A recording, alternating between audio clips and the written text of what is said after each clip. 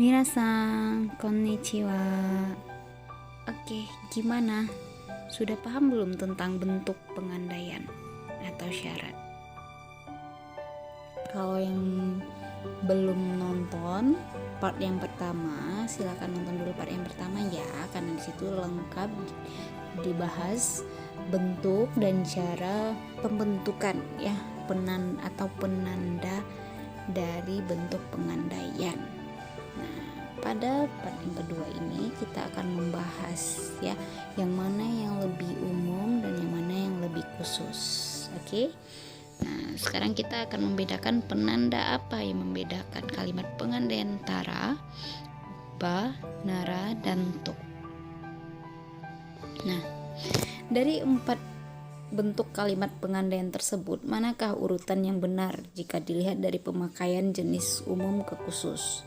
Nah, minasang biar lebih gampang lagi ya dipahami, umum itu maksudnya kalimat yang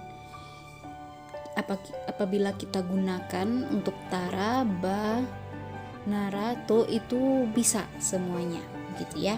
Nah, kalau yang khusus itu hanya satu yang bisa gitu ya. Paham ya? Oke, sekarang coba kita simpulkan ya. Tara itu seperti apa, nara itu seperti apa, ba dan to itu digunakan ketika apa gitu ya. Coba. Nah, yang pertama kita bahas tara dulu. Tara itu unsur ketidakpastian ya, jadi sering menghasilkan kesan kejutan atau penemuan. Nah, berarti makanya tidak begitu pasti ya, jadi apapun bisa terjadi gitu jika ini terjadi. Nah, sekarang nomor 2, hasil nyata dan terkendali. Dalam pengertian, nah, jika situasi ditentukan, ini yang akan terjadi gitu. Nah, berarti jika A terjadi maka B timbul gitu ya, jika maka. Nah, bagaimana kalau ba? Ba itu hasil nyata dan terkendali, hampir sama ya dengan nara ya, bentuknya pun juga sama, kemarin sudah kita bahas pada bab 1. Nah, lebih dekat ke ungkapan selama atau asalkan. Jadi perbandingan nara dan ba ini, kalau ba itu lebih efektif dan lebih meyakinkan daripada nara. Oke, sudah jelas ya bedanya. Nah, sekarang to. Kalau to itu menyampaikan kondisi yang nyata. Nah, seperti contohnya pada part 1 kemarin, jika tombol ini ditekan maka lampunya padam. Jika tombol ini ditekan, misalnya jika tombol on ditekan maka lampunya hidup. Nah, itu akan selalu terjadi ya minasang ya. Nah, jadi kalau kecuali misalnya pengecualian kalau misalnya lampunya atau lagi tedeng atau lagi mati lampu gitu ya. Tapi hal yang nyata kalau tombol on ditekan maka sesuatu akan hidup gitu ya. Kalau tombol off ditekan maka sesuatu akan mati. Nah, itu merupakan kondisi yang nyata ya, nggak bisa dirubah gitu ya. Jadi sudah bisa menjawab kan? Yang mana yang umum, yang mana yang khusus. Nah, coba kita lihat ya contohnya supaya lebih memastikan nih. Nah, kalau tara contohnya begini. Amerika ni ittara takusang futarimashita. Nah, sebagai hasil pergi dari Amerika gitu, sepulang Amerika aku jadi gendut gitu ya. Coba pahami kalimatnya. Nah, kalau nara gimana nih? Minna ga iku nara watashi mo iku.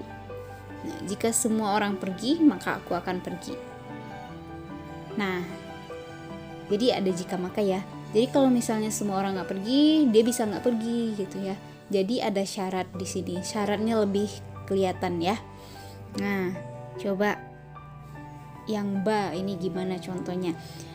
Doru ga sagareba katte kudasai. Jika dolar melemah, belilah dolar.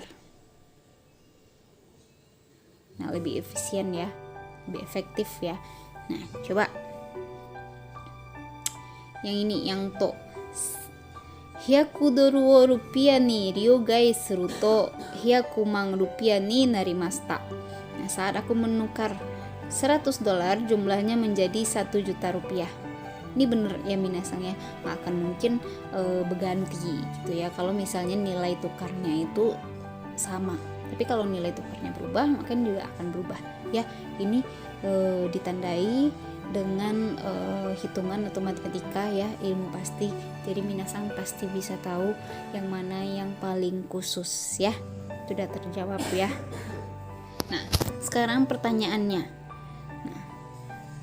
Urutan dari umum ke khusus yang mana gitu ya, apakah Tara duluan atau Bayan duluan atau Naranya yang terakhir gitu ya.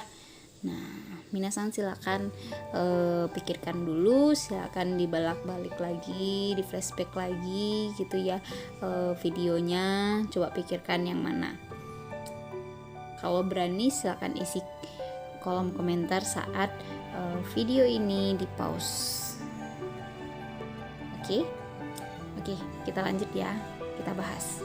Nah, urutan dari umum ke khusus adalah yang pertama Tara ya. Tara itu umum, jadi bisa digunakan untuk kalimat apa saja ya. Nah, karena dia merupakan ketidakpastian, ada kejutan gitu ya. Nah, Nara yang kedua, Nara urutan yang kedua ya. Jadi karena jika situasi ditentukan ini akan terjadi gitu ya. Nah, lalu mendekati khusus gitu ya, ada ba, lebih efektif dalam meyakinkan. Nah, yang terakhir yang paling khusus adalah to ya, menyampaikan kondisi nyata. Nah, ini mutlak nggak bisa dirubah-rubah karena kondisinya nyata. Oke, wakarimashita ka? Gampang kan, minasang? Kalau misalnya belum ada yang mengerti, silakan isi di kolom komentar ya. Usai sudah pembahasan kita tentang bentuk pengandaian atau syarat. Nah, untuk materi selanjutnya minasang silakan nonton video yang lain ya. Jamata.